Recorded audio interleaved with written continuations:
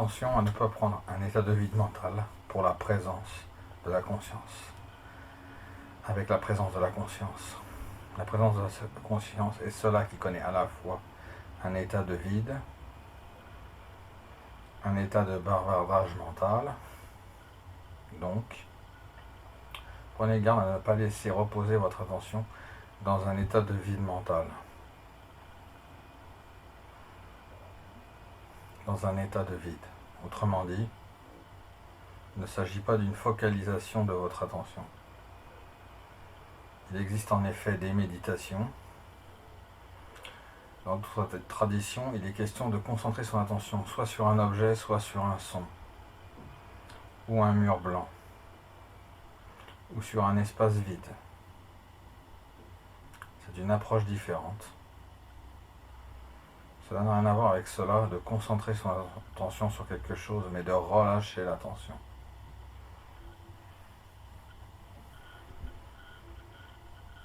C'est d'être sciemment.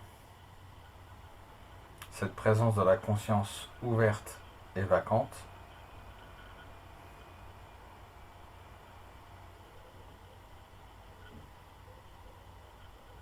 il s'agit d'une défocalisation, d'un fléchissement de la concentration.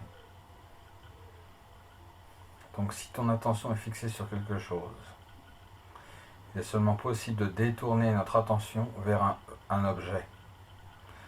Assurons-nous que cela soit clair pour vous. Tenez à l'instant de porter attention sur objet, sur quelque chose qui ne soit pas un objet.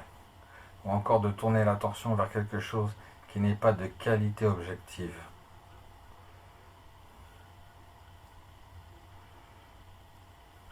Ce n'est pas possible. On ne peut pas tourner l'attention. On peut tourner l'attention que vers un objet. C'est donc là la différence entre ce qui est souvent considéré comme la méditation. Sur la voie progressive, ce n'est pas une critique de ce genre de méditation.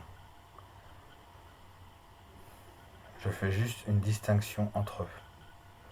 Ce n'est pas une focalisation de l'attention sur quoi que ce soit, même sur un état de vide ou un mental vide. C'est un repos ou un repli de l'attention dans sa source. C'est demeurer sciemment en tant que la présence de la conscience. Ce n'est pas quelque chose que l'on peut faire avec le mental. Et nous n'avons pas besoin de le faire, nous sommes déjà ce qui est conscient de notre expérience. En fait, cette méditation est la seule méditation qui existe, qui ne demande aucun effort. Tourner son attention vers un objet requiert un effort subtil.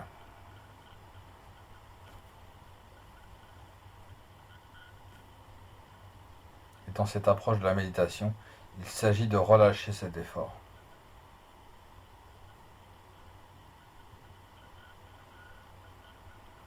Mais vous cherchez avec votre attention, vous essayez de trouver quelque chose dans votre expérience qui remonte plus loin que la conscience. Vous ne pourrez jamais le trouver. Oui, vous avez dit quelque chose dans votre question. Je voulais trouver quelque chose qui remonte plus loin. Ne cherchez pas la présence de la conscience avec votre attention. L'attention ne peut être dirigée que loin de la conscience, vers un objet. C'est le but de l'attention. Lorsque la conscience veut connaître autre chose qu'elle-même, elle surgit sous la forme de l'attention et se dirige vers un objet.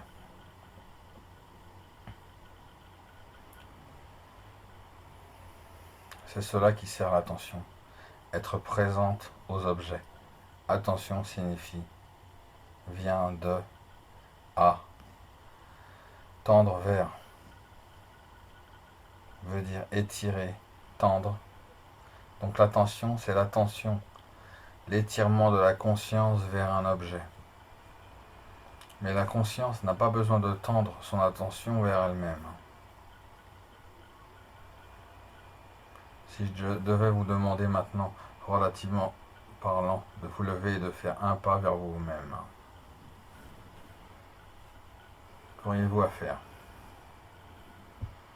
Si je vous dis maintenant, faites un pas loin de toi-même, fais un pas loin de toi-même, même cela, vous ne pouvez pas vraiment le faire. Autrement dit, l'attention ne quitte jamais vraiment la conscience. Mais la conscience est comme ça, en ce sens que il lui suffit de surgir sous la forme de l'attention et de s'entendre vers un objet, et quoi que ce soit, une pensée, un sentiment, une sensation ou une perception, mais pour se connaître elle-même, elle n'a pas besoin de s'élever sous la forme de l'attention.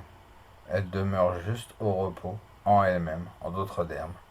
Être la conscience, c'est connaître la conscience. Ce sont une même expérience pour la conscience. Il s'agit de la même expérience. Être en nous-mêmes et nous connaître nous-mêmes, c'est la même expérience. Donc, ne cherchez pas à connaître ou à trouver la présence de la conscience. Vous ne pouvez pas connaître ou trouver que cela qui n'est apparemment pas la conscience. Donc, ce n'est pas, je veux dire, ce que j'essaie de faire, c'est de connaître quelque chose que vous suggériez.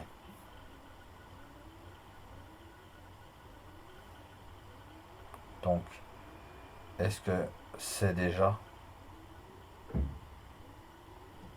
trop en faire? Je veux dire, si c'est le cas, je ne sais pas comment faire. Si je devais vous poser la question, êtes-vous conscient? Que diriez-vous? Oui. Ok. À présent, où allez-vous pour trouver cette réponse? Vous allez à une expérience, n'est-ce pas? L'expérience d'être conscient. Maintenant, je vais vous poser à nouveau la même question. Êtes-vous conscient? Mais cette fois, ne répondez pas avec des mots. Permettez à la question de vous emmener à l'expérience d'être conscient. Et restez-y.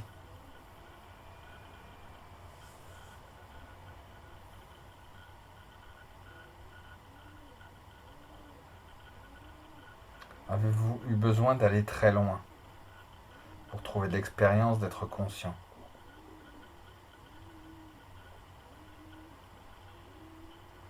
Pas très loin. Ce n'est pas enfoui dans les profondeurs de notre être. Ce n'est pas hors de vue, ce n'est pas difficile à trouver ou à connaître, c'est juste là. Dès qu'on nous pose la question, suis-je conscient? Oui. C'est juste là, c'est tout proche. Vous ne devez pas aller bien loin. Continuez à y aller et à vous y arrêter. Continuez à vous y reposer. À reposer votre attention là, plutôt qu'à disperser votre attention dans des sphères des objets, des pensées et des perceptions. Mais ne recherchez pas quelque chose.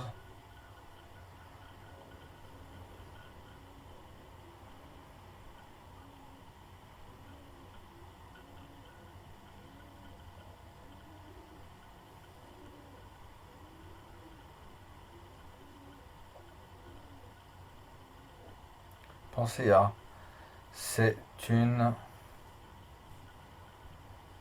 métaphore un peu étrange, mais pensez à la conscience comme à une maladie que vous ne pouvez pas connaître, que vous ne pouvez connaître que par ses symptômes.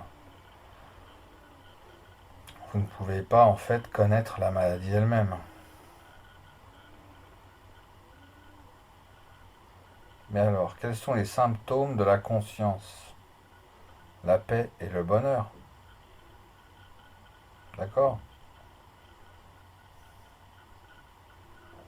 Quelqu'un, un ami à moi, un ami soufi, est allé il y a quelques années voir un maître soufi à Londres dont le nom était Irene Tweedy. Elle est morte il y a quelques années. Certains d'entre vous doivent la connaître. Lors de sa première entrevue avec elle, il lui a demandé: que puis-je attendre de nos entrevues? À quoi puis-je m'attendre en restant auprès de vous? Et elle a répondu: je vous contaminerai avec mon bonheur. C'est une sorte d'infection. On ne peut pas la voir, on ne sait pas. Quand on a été infecté, mais on en voit les symptômes. Les symptômes ne sont pas la chose elle-même. Elles correspondent à la manière dont elles se répercutent dans le corps et le mental. Donc ne recherchez pas une expérience.